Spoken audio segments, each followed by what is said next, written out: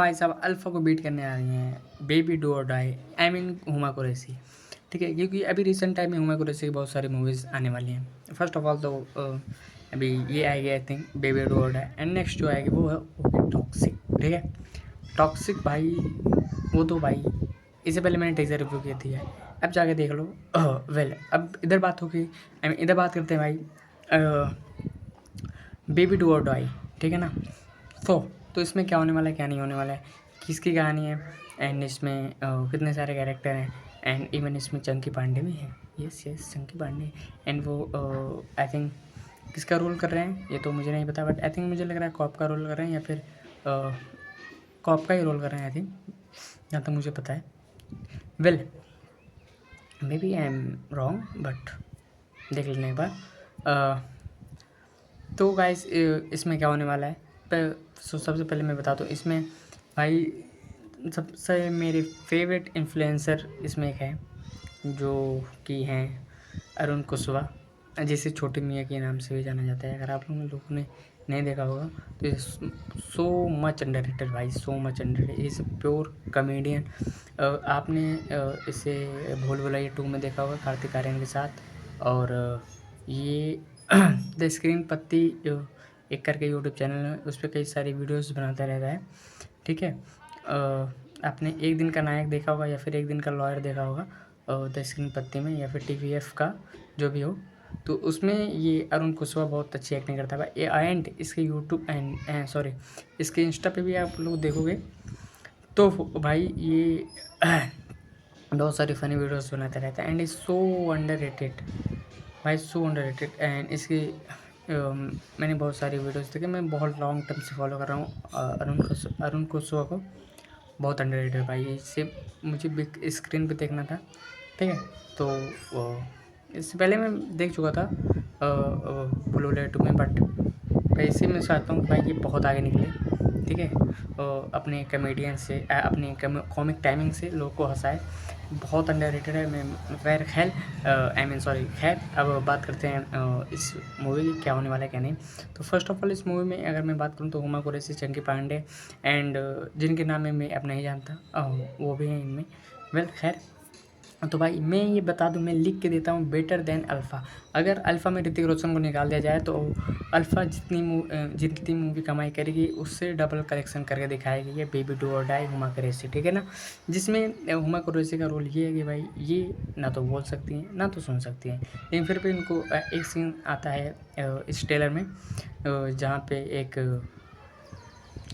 Police वाली हुमा कुरैशी से उनका नाम पूछते हैं, तो हुमा कुरैशी बोलते हैं कि आई थिंक इशारों में, ठीक है?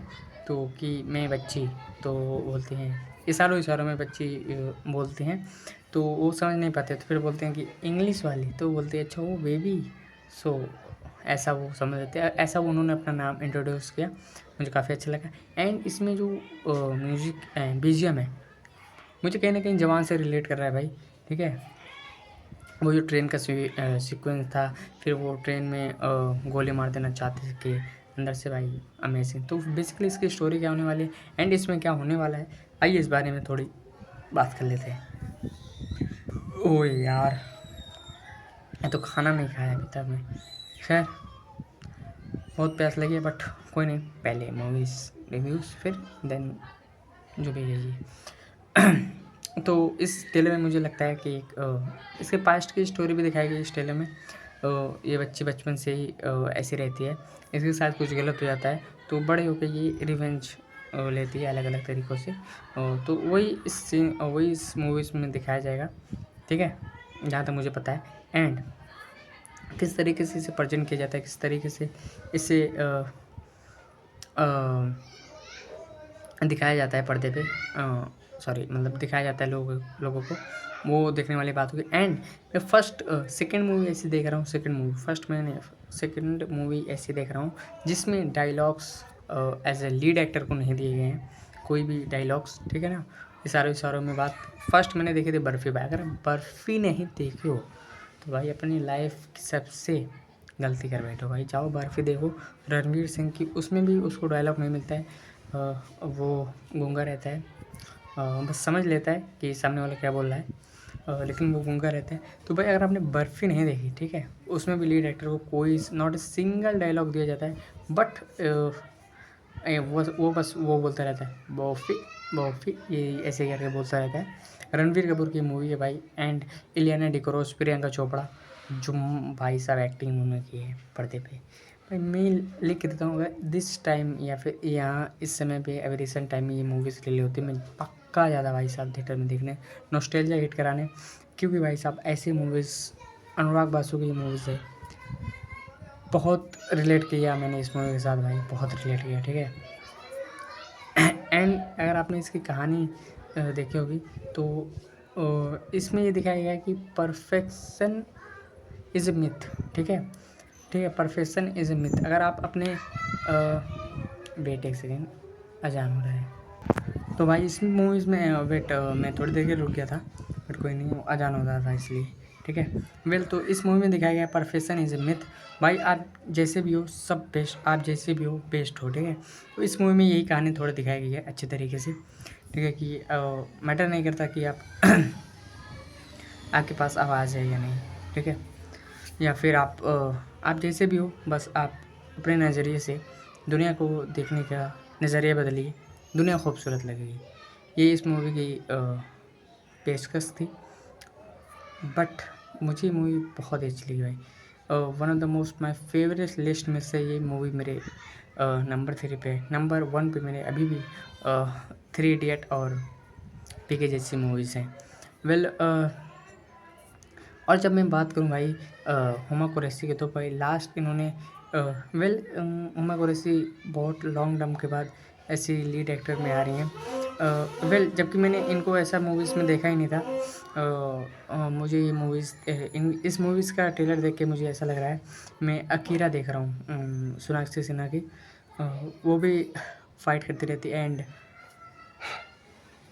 मर्दानी जैसी मूवीज़ रानी मुखर्जी की, वो भी काफ़ी, लेकिन उसमें थोड़ा उतना एक्शन वगैरह ज़्यादा था नहीं, एंड उसकी बॉडी लैंग्वेज, मर्दानी मुझे उतनी अच्छी नहीं लगी, बट उसकी स्टोरी काफ़ी अच्छी लगी। एज ए लीड एक्टर में रानी मुखर्जी थी, उनकी एक्टिंग मुझे थोड़ी फीकी लगी, बिकॉज उनकी हाइट, वेल क्या ही बोले, अगर आप एक एक्शन मूवीज़ कर रहे हो तो आपको ये होगा कि भाई आपकी कम से कम हाइट 5'6'7", आई मीन सॉरी 5.7 या 8 हो, ठीक है, जो कि अकीरा में सोनाक्षी की एंड हुमा कुरैशी की 5'7'8" के पार है हाइट। वेल, कोई नहीं, जान दो। और जहाँ मैं बात करूँ भाई बेबी डू और डाई की, तो ये आई थिंक मुझे लगता है कि अल्फ़ा से काफ़ी बेटर होने वाली है। भले ही उसमें ऋतिक रोशन का कैमियो, एंड वो कैमियो थोड़ा सा बेनिफिट दे दे अल्फ़ा को, बट मुझे नहीं लगता कि उतना दे पाएगी, क्योंकि 200-400 करोड़ कमा पाए अल्फ़ा। अगर स्टोरी में दम नहीं रहा ना भाई अल्फ़ा में, मुझे जहाँ तक लगता है कि अल्फ़ा की स्टोरी भी कुछ ऐसी है,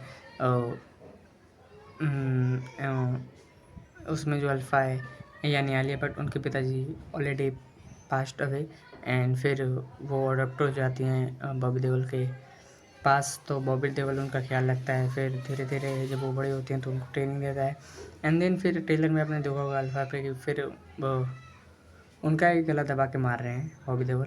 तो ही इज़ ISI, इंटरपोल से कनेक्टेड होगा बॉबी देओल, मुझे ऐसा लगता है, बट कोई नहीं, होगा तो होगा भाई, ट्रेलर में ही पता है, ट्रेलर में क्या ही बता देंगे सब। और मूवी देखनी पड़ेगी अल्फ़ा, देखना पड़ेगा।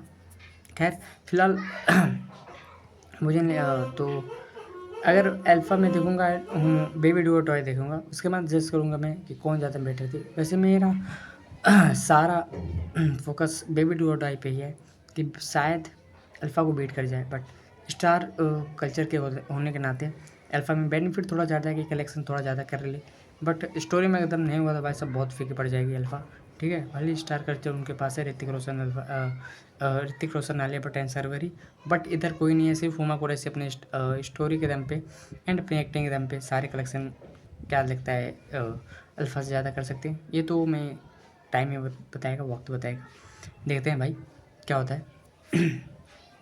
एंड काफ़ी मज़ेदार रहेगा दोनों जब क्लैश होंगे तो। फिलहाल ओके गाइस, तो मिलते हैं अगले वीडियो में, तब तक के लिए बाय बाय बाय।